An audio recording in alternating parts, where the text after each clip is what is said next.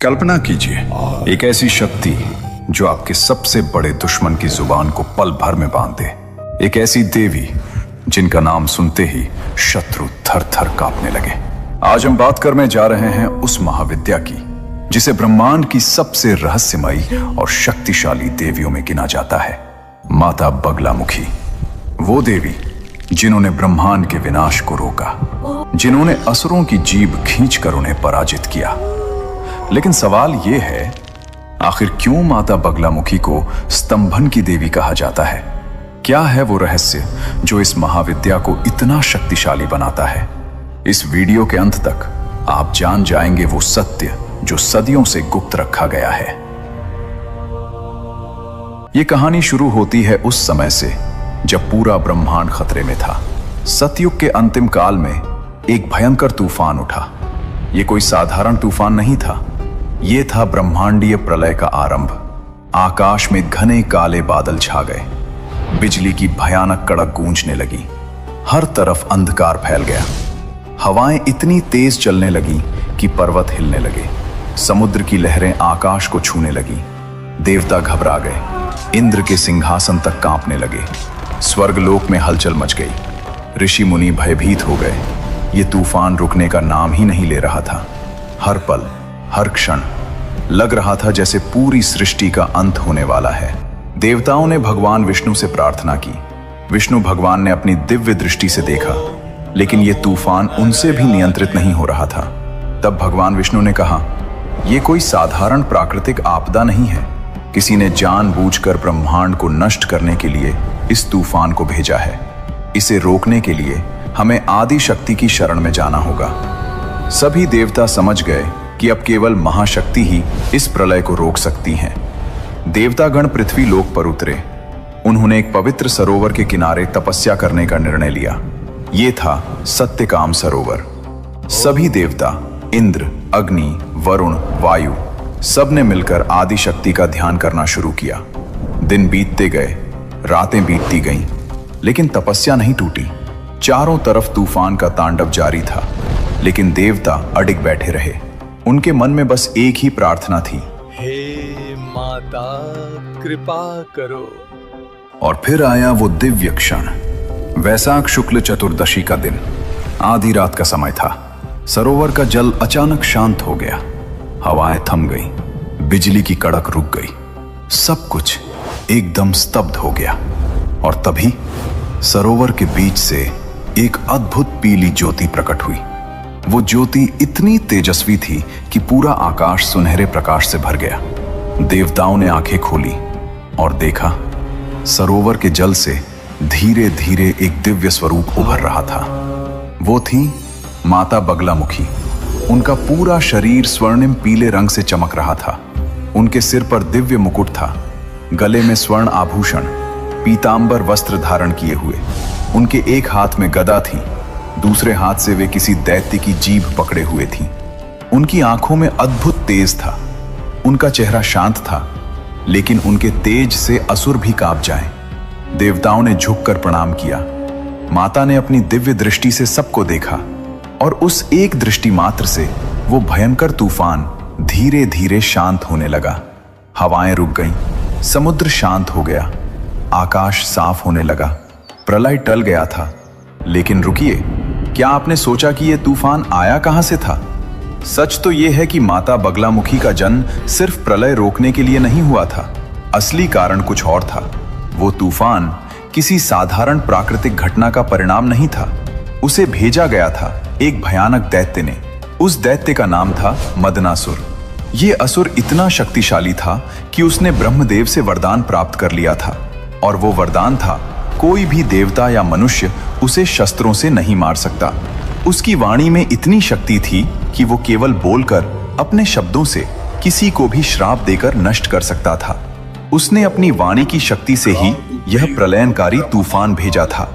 और अब सवाल ये था, जब कोई शस्त्र उसे छू भी नहीं सकता, तो माता बगलामुखी उसे कैसे हराएंगी? मदनासुर एक महापराक्रमी असुर था। उसने हजारों वर्षों तक कठोर तपस्या की थी। उसकी तपस्या से ब्रह्मदेव प्रसन्न हुए और प्रकट हो गए।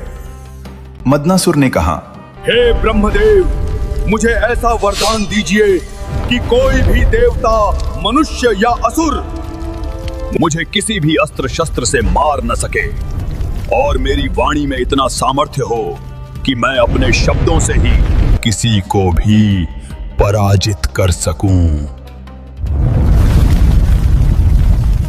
ब्रह्मदेव ने तथास्तु कहा और वरदान दे दिया। वरदान मिलते ही मदनासुर का अहंकार आसमान छूने लगा। वह तीनों लोकों में घूम घूम कर देवताओं को, ऋषियों को, राजाओं को अपनी वाणी से अपमानित करने लगा। उसके शब्द विष से भी ज्यादा घातक थे।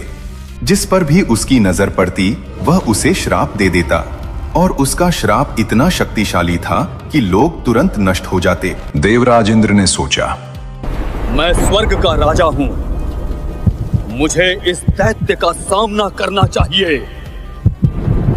इंद्र अपने वज्र के साथ युद्ध के लिए तैयार हुए, लेकिन जैसे ही वे मदनासुर के सामने पहुंचे, मदनासुर जोर से हंसा। उसने कहा, इंद्र, तुम्हारा वज्र मुझे छू भी नहीं सकता। मेरे पास ब्रह्मदेव का वरदान है, लेकिन मेरे पास एक और शस्त्र है जो तुम्हें पल भर में नष्ट कर सकता है। वो है काली, मेरी वाणी। और मदनासुर ने अपना मुंह खोला, भयंकर शब्दों का ऑप्शनल करने के लिए। इंद्र समझ गए कि अगर उन्होंने उसके श्राप सुने तो वे खत्म हो जाएंगे। वे तुरंत पीछे हट गए। अग्निदेव ने कोशिश की, असफल रहे। वरुण देव ने कोशिश की, वे भी हार गए। कोई भी देवता मदनासुर का सामना नहीं कर पा रहा था, क्योंकि उसकी असली शक्ति उसकी जीभ में थी। देवताओं ने माता बगलामुखी से प्रार्थना की, हे माता, अगर आप हमारी रक्षा नहीं करेंगी तो हम किसकी शरण में जाएं? ये असुर हमें अपनी वाणी से ही नष्ट कर देगा। माता ने मुस्कुराते हुए कहा, जिसने वाणी से आतंक फैलाया है उसकी वाणी को ही बांधना होगा। चलो, मैं उससे मिलती हूँ। बगलामुखी युद्ध भूमि की ओर बढ़ी। उनके पीछे पीछे सभी देवता चल रहे थे। उनके तेज से पूरा आकाश सुनहरा हो गया। मदनासुर अपने सिंहासन पर बैठा था। जब उसने माता को आते देखा तो वो ठहाके लगाकर हंसने लगा। क्या देवताओं ने अपनी रक्षा के लिए एक स्त्री को भेजा है? मैं इसे भी अपनी वाणी से भस्म कर दूंगा। माता बगलामुखी ने कुछ नहीं कहा। वे बस शांत खड़ी रहीं। उनकी आंखों में एक अजीब चमक थी। मदनासुर ने अपना मुंह खोला। उसकी जीभ से भयानक मंत्रों का उच्चारण शुरू हो गया। उसके शब्द जहर की तरह हवा में फैलने लगे। आकाश में काले बादल छा गए। बिजलियां चमकने लगी। लगा जैसे फिर से प्रलय आने वाला है। देवता दूर से देख रहे थे। उन्हें डर लग रहा था। अब क्या होगा, वे सोच रहे थे। लेकिन माता बगलामुखी बिल्कुल शांत खड़ी थी। उन्होंने अपनी आंखें बंद कर ली और अपनी दिव्य शक्ति को जागृत किया। मदनासुर के मुंह से निकल रहे थे भयानक श्राप, लेकिन वे माता तक पहुंच ही नहीं पा रहे थे। जैसे कोई अदृश्य दीवार उन्हें रोक रही हो। मदनासुर घबरा गया। उसने और जोर से मंत्र पढ़ना शुरू किया, लेकिन कुछ भी काम नहीं कर रहा था। और तभी एक पल में माता बगलामुखी मदनासुर के बिल्कुल सामने प्रकट हो गईं। इतनी तेजी से कि मदनासुर समझ ही नहीं पाया। माता ने अपना दिव्य हाथ बढ़ाया और मदनासुर की जीभ पकड़ ली। उस एक पल में पूरा ब्रह्मांड थम गया। मदनासुर चीखना चाहता था, लेकिन उसकी आवाज नहीं निकल रही थी। वो बोलना चाहता था, लेकिन उसके शब्द गले में अटक गए। वो मंत्र पढ़ना चाहता था, लेकिन उसकी जीभ हिल ही नहीं रही थी। ये थी स्तंभन शक्ति, शत्रु को वहीं रोक देने की शक्ति, उसकी वाणी को बांध देने की शक्ति, उसकी सारी ताकत को स्तब्ध कर देने की शक्ति। मदनासुर की आंखों में भय दिखने लगा। पहली बार उसे डर लगा। वो तड़पने लगा, छूटने की कोशिश करने लगा, लेकिन माता की पकड़ लोहे की तरह मजबूत थी। माता बगलामुखी ने कहा, तूने अपनी वाणी का उपयोग अधर्म के लिए किया। तूने निर्दोष लोगों को श्राप दिया। तूने अपनी शक्ति का दुरुपयोग किया। अब तेरे सारे श्राप तुझ पर ही लौट आएंगे। और माता ने संकल्प किया। उसी पल मदनासुर के द्वारा दिए गए सारे श्राप, सारी नकारात्मक ऊर्जा उल्टी घूमकर उसी पर टूट पड़ी। मदनासुर के अपने ही शब्द उसे जलाने लगे। उसके अपने ही मंत्र उसे नष्ट करने लगे। वो अपनी ही शक्ति से अपने ही विष से खत्म होने लगा। कुछ ही पलों में मदनासुर का शरीर राख में बदल गया, हवा में उड़कर गायब हो गया। युद्ध समाप्त हो चुका था। माता बगलामुखी ने मदनासुर की जीभ छोड़ दी। वे शांत खड़ी रहीं। उनके चेहरे पर विजय का अहंकार नहीं था, बस करुणा थी। देवताओं ने दौड़कर माता के चरणों में प्रणाम किया। हे माता, आपने ब्रह्मांड को बचाया, आपने हमें बचाया। माता ने मुस्कुराते हुए कहा, मैं सिर्फ धर्म की रक्षा करती हूँ। जब भी अधर्म बढ़ेगा, जब भी कोई अपनी शक्ति का दुरुपयोग करेगा, मैं प्रकट होंगी। आकाश फिर से साफ हो गया। सूरज की किरणें चमकने लगी, पक्षी फिर से चहचहाने लगे, नदियां शांति से बहने लगी। ब्रह्मांड में शांति लौट आई। माता बगलामुखी को 10 महाविद्याओं में 8वां स्थान प्राप्त है। महाविद्याएं वे 10 शक्तियां हैं जो माता पार्वती के अलग अलग रूप हैं। हर महाविद्या की अपनी विशेष शक्ति होती है और माता बगलामुखी की विशेष शक्ति है स्तंभन। स्तंभन का अर्थ है रोकना, स्तब्ध करना, शत्रु को उसी जगह पर जमा देना, उसकी सारी शक्तियों को बेकार कर देना। जब मदनासुर की जीभ माता ने पकड़ी तो उसकी सारी शक्ति खत्म हो गई। यही है स्तंभन की शक्ति। माता बगलामुखी को पीतांबरा भी कहा जाता है। पीतांबरा का अर्थ है पीले वस्त्र धारण करने वाली। पीला रंग बहुत महत्वपूर्ण है। ये ज्ञान का रंग है, प्रकाश का रंग है, शक्ति का रंग है। पीला रंग सूर्य की ऊर्जा का प्रतीक है। जब माता प्रकट हुई तो पूरा सरोवर पीली रोशनी से भर गया, आकाश सुनहरा हो गया। ये दिखाता है कि माता की शक्ति सूर्य की तरह तेजस्वी है। माता का स्वरूप भी अद्भुत है। वे सिंहासन पर विराजमान है। एक हाथ में गदा है, ये दंड का प्रतीक है। दूसरे हाथ से वे दैत्य की जीभ पकड़े हुए हैं, ये स्तंभन का प्रतीक है। उनका चेहरा शांत है, लेकिन उनकी आंखों में अद्भुत तेज है। वे दयालु भी हैं और भयंकर भी। माता बगलामुखी सिर्फ शत्रुओं को ही नहीं रोकती, वे हमारे अंदर की बुराइयों को भी रोकती हैं।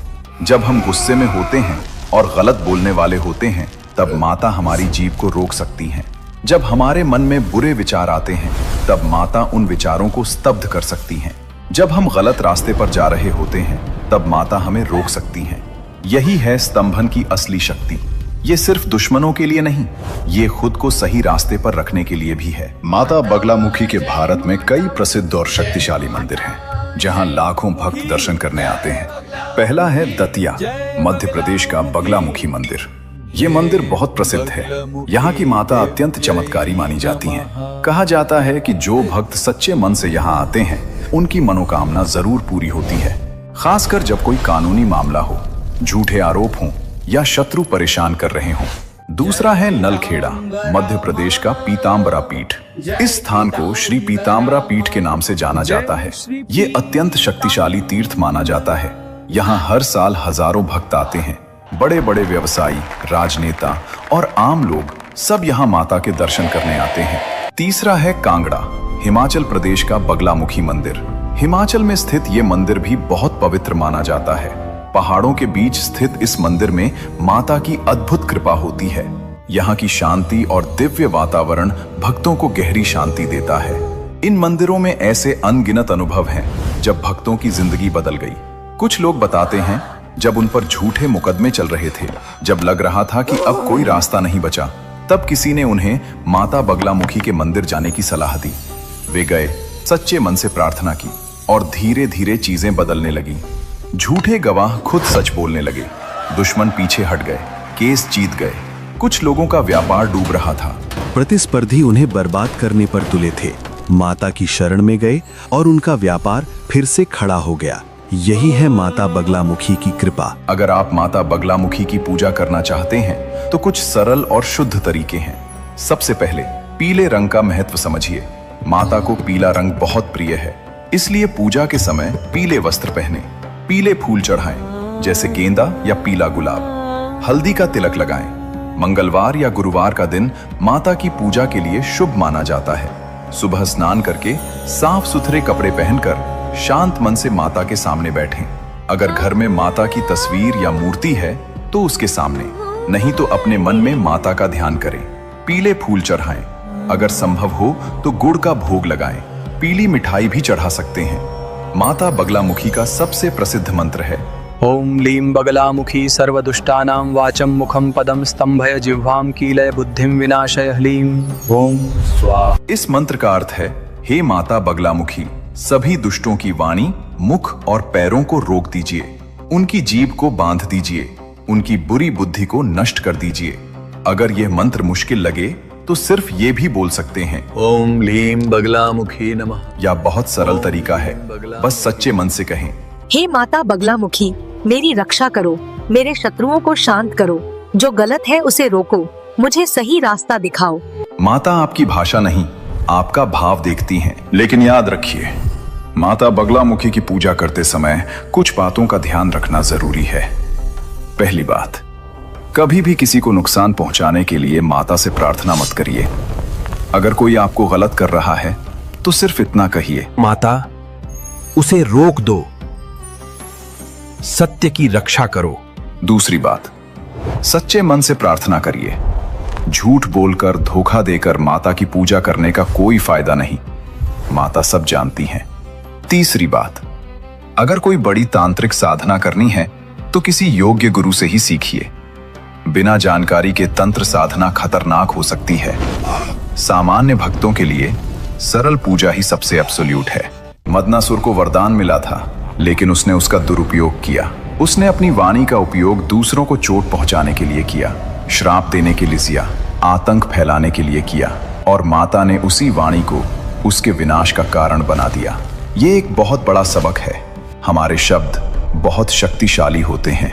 हम अपने शब्दों से किसी का दिल तोड़ सकते हैं, किसी को चोट पहुंचा सकते हैं, किसी का जीवन बर्बाद कर सकते हैं। लेकिन हम अपने शब्दों से किसी को खुशी भी दे सकते हैं, किसी का साथ भी दे सकते हैं, किसी की मदद भी कर सकते हैं। माता बगलामुखी हमें सिखाती हैं, अपनी वाणी पर नियंत्रण रखो, किसी को बेवजह चोट मत पहुंचाओ। माता बगलामुखी वो शक्ति हैं जो अधर्म को रोकती हैं, जो बुराई को स्तब्ध करती हैं, जो सत्य की रक्षा करती हैं। जब ब्रह्मांड खतरे में था तो माता ने आकर उसे बचाया। जब देवता असहाय थे तो माता ने उनकी रक्षा की। जब मदनासुर का आतंक बढ़ गया तो माता ने उसका अंत किया। और आज भी जब भी अधर्म बढ़ता है, माता प्रकट होती हैं। भले ही हम उन्हें देख न पाए, लेकिन उनकी शक्ति हमेशा काम करती रहती है। माता बगलामुखी की कहानी सिर्फ एक पौराणिक कथा नहीं है, ये है शक्ति की कहानी, न्याय की कहानी, धर्म की विजय की कहानी। याद रखिए, जब भी आप मुसीबत में हों, जब लगे कि कोई आपको गलत कर रहा है तो माता बगलामुखी को याद करिए। वो माता जिन्होंने मदनासुर जैसे शक्तिशाली दैत्य को हराया, वो आपकी भी रक्षा कर सकती हैं। जय माता बगलामुखी, जय पीतांबरा। अगर आपको माता बगलामुखी की ये कहानी पसंद आई तो इस वीडियो को लाइक करें, चैनल को सब्सक्राइब करें, घंटी के बटन को दबाना मत भूलिए ताकि आने वाली हर नई कहानी आप तक पहुंचे। कमेंट में बताएं, क्या आपने कभी माता बगलामुखी के मंदिर के दर्शन किए हैं? माता बगलामुखी की इस कहानी से आपको क्या सीख मिली? क्या आपके जीवन में कभी ऐसा हुआ जब किसी दिव्य शक्ति ने आपकी मदद की? इस वीडियो को अपने दोस्तों और परिवार के साथ शेयर करें ताकि वे भी माता बगलामुखी की महिमा जान सकें। माता बगलामुखी आपके जीवन के हर संकट को दूर करें, आपके हर शत्रु को शांत करें, आपके मार्ग को प्रकाशमय बनाएं। जय माता की।